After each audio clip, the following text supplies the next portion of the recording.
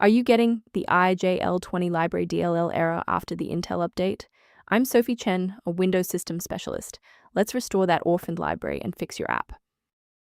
To start the walkthrough for ijl20 Library, you can follow my technical guide or use a utility designed to optimize your system configuration. This is the ijl20 Library, the Intel JPEG Library v2.0. It provides unmanaged, optimized routines for hardware-accelerated JPEG compression and decompression. It manages the conversion of raw image data links into high-speed visual JPEG manifests. With that context in mind, our first logical step is a clean reinstallation. ijl20 is part of the graphics or audio runtime used by many games.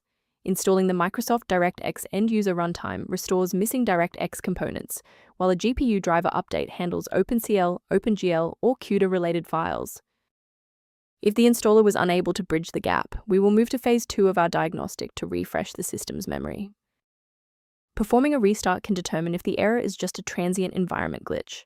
A reboot refreshes your system's path variables and can sometimes re-establish a broken link to the ijl20 library file. Bookmark this video or click the like button now so that you have a shortcut back to this guide after your PC finishes restarting.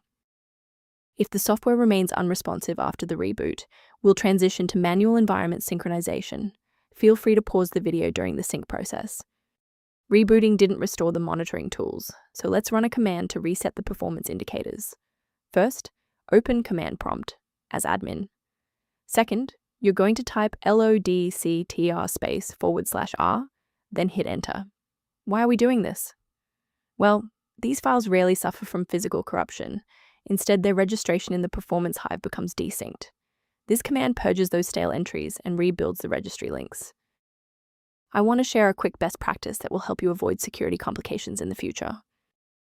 Warning: ijl20 Library DLL missing error is often a symptom of a larger issue that a simple manual download will never be able to fully resolve.